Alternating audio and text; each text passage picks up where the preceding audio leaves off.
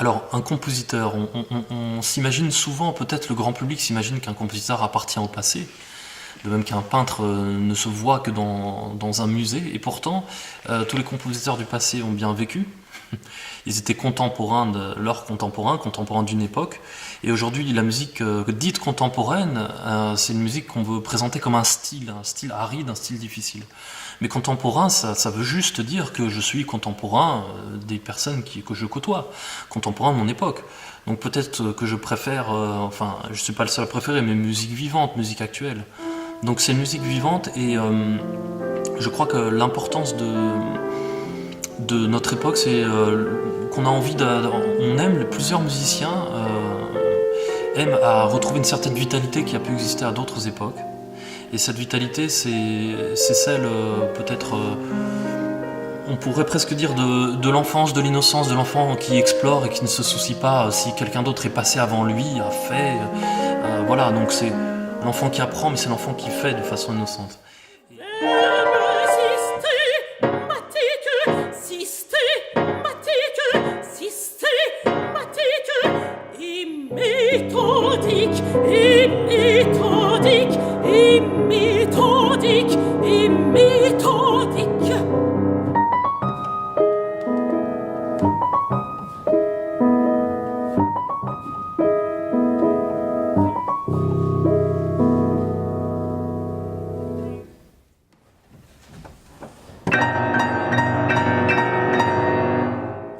Exclamation, interjection, carré.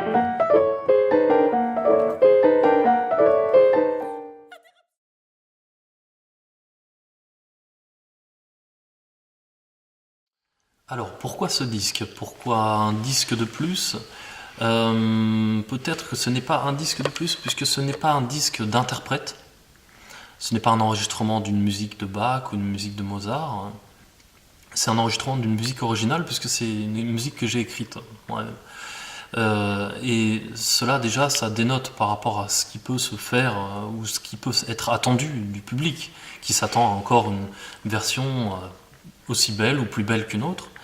Cette fois-ci, c'est une musique nouvelle, une musique inédite. Et pourquoi un disque pour cette musique? Eh bien, un disque, c'est le moyen d'entendre cette œuvre d'art. Un disque, c'est un petit peu la galerie d'art qu'on a chez soi. Et aujourd'hui, vous avez des vernissages, par exemple, pour des artistes plasticiens. Et les vernissages, c'est peut-être une première étape avant une acquisition, on achète un tableau et on l'a chez soi, on le contemple. Un vernissage, c'est peut-être l'antichambre d'un musée pour les grandes œuvres d'art. Et donc un disque, c'est le moyen d'entendre, le moyen de faire entendre sa voix, sa plume. Et c'est aujourd'hui le seul moyen, que ce disque soit matériel ou soit en ligne, numérisé, le seul moyen c'est d'écouter pour apprécier cette œuvre d'art. Donc écouter ce disque, soutenir, puisque la campagne est lancée depuis quelques jours, soutenir cette campagne en donnant, en achetant ce disque, c'est l'occasion plus tard d'entendre ce qui a été enregistré.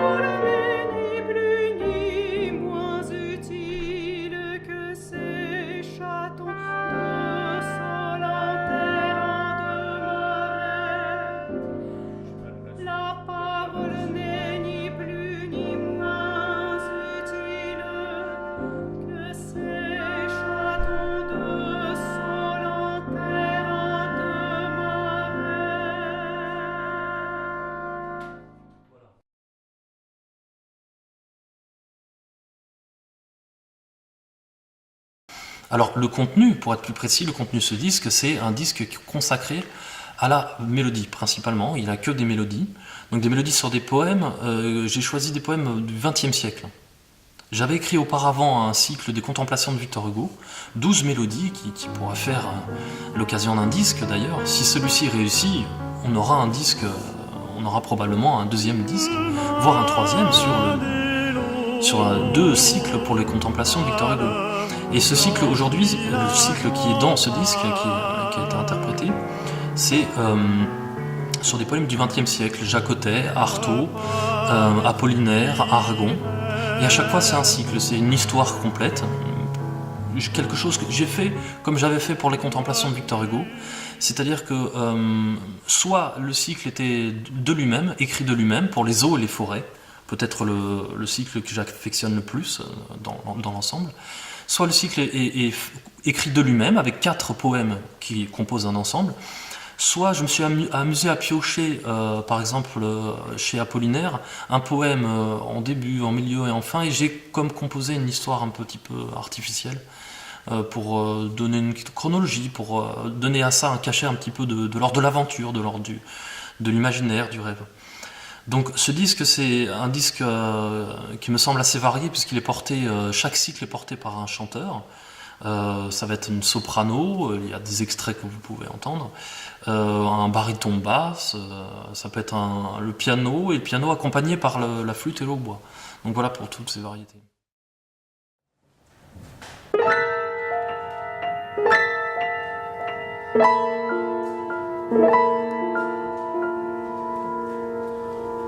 Au moment rase du jour, au moment tragique de la vie, c'est facile pour un de la paille. La question que j'entends le plus régulièrement quand je me présente à, mettons, un musicien qui ne me connaît pas, ou même un non-musicien, c'est « Ah oui, vous êtes compositeur, alors quel style? Qu'est-ce que vous aimez comme style ?» Et c'est toujours très difficile de répondre. On va répondre, on va donner ses goûts et les couleurs, c'est variable, on va donner les noms les plus célèbres. J'adore la musique de Chopin, j'adore la musique de Mozart, j'adore, etc. Et ça ne va pas dire forcément grand-chose.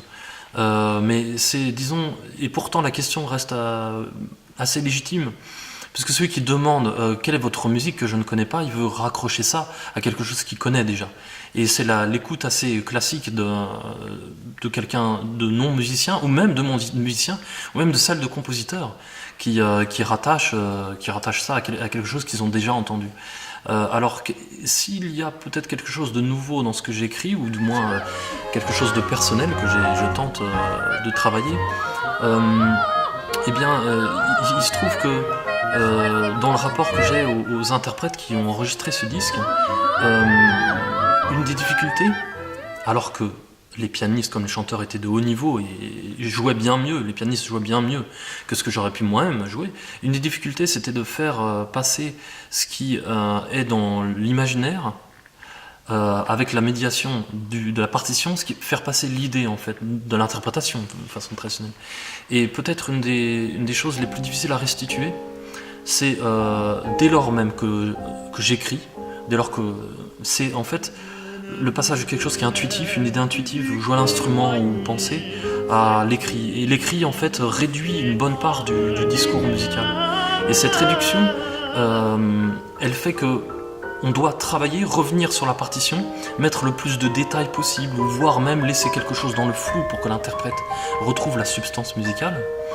Et malgré ça, en fait, j'ai bien vu que le travail des interprètes avec moi, enfin le fait que j'étais souvent là aux répétitions, évidemment il le fallait, ce travail-là, c'était un travail nécessaire et un travail très intéressant et qui a demandé beaucoup de temps en fait pour réinstaller une certaine idée musicale.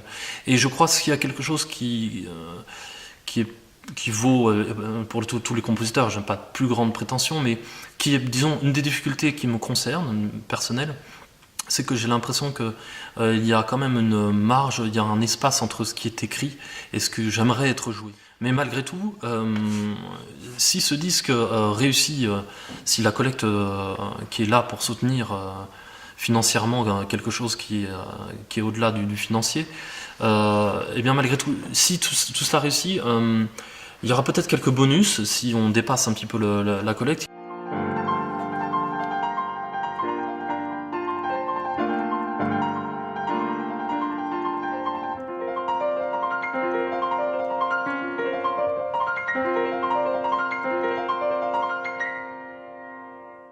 Merci à vous. À bientôt.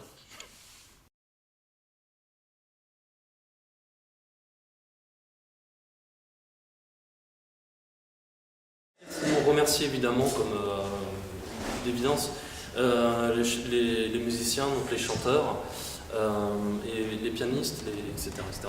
Oui, ceux qui sont là. Juste une remarque peut-être, quand on est compositeur, enfin en tout cas pour ce qui me concerne, il n'y a pas seulement le papier et puis la feuille de musique, il y a le travail en fait avec les musiciens. Il n'y a pas une étape, deux étapes, c'est-à-dire écrire puis exécuter. Il y a quand même un rapport aux musiciens qui est important, qui est essentiel. Et avec chacun, ça peut être assez différent pour ce que vous venez d'entendre. Par exemple, avec Benjamin, c'était assez particulier puisque c'était, je crois que c'est, en ayant entendu une voix assez pure et remarquable, ça m'a incité à écrire quelque chose qui soit encore taillé vraiment de cette façon. Peut-être avec Mayuko, avec son insistance de vouloir vraiment des détails dans l'écriture pour savoir comment jouer au mieux, exécuter au mieux, ben, ça m'a poussé un peu à écrire de plus en plus en détail, et pas seulement les notes, mais vraiment les intentions musicales. Et ainsi de suite. Avec Orlando, ça peut être même des suggestions, parfois de petits changements harmoniques ou de travail d'interprétation. Et donc également de préciser, ou les rapports avec le chanteur, etc. etc. C'est pour ça que je dédie à chacun des chanteurs les morceaux qui ont été écrits pour eux, voilà, aux pianistes, aux instrumentistes, évidemment. Voilà, donc je vous remercie. Et puis, peut-être vous voulez entendre un bis si vous le souhaitez. Qu'est-ce que vous choisiriez? C'est là où... Oui. Voter par SMS. Oui, oui. Qu'est-ce que vous préférez entendre dans le... Du coup, je suis gêné, je me dis, est-ce que je vous propose en bis du Carmen ou dans les morceaux? Un morceau de ce soir, des mélodies que vous aimeriez entendre, lesquels? Aragon, le dernier, c'est peut-être assez conséquent. En opéra, on peut avoir des airs d'opéra qui soient très longs, Wagner ou même Verdi. En mélodie, c'est plutôt rare d'avoir un morceau qui dure, je ne sais pas combien, 6 minutes, mais qui est gigantesque comme celui-ci. Donc, est-ce que vous voulez entendre cet Aragon, celui-ci? Est-ce que vous voulez entendre Non, c'est ça, c'est pas le faire. Vous choisissez parmi... Je ne sais pas quoi dire. Dans le programme, dites quelque chose. Pardon? Apollinaire. Ok, Delphine a quelque chose. Quelqu'un d'autre veut quelque chose? Aragon. Il y a eu 2 Aragons. Dites, hein, moi là je joue le rôle de Docker. Artaud. Berthaud, ça fait peur. Allez, le dernier. Le dernier Aragon. Le dernier ou l'avant-dernier? Le dernier. Le tout dernier? Vous voulez? Ok. Ok. Vous êtes sûr? Ok, bon, bah, le dernier.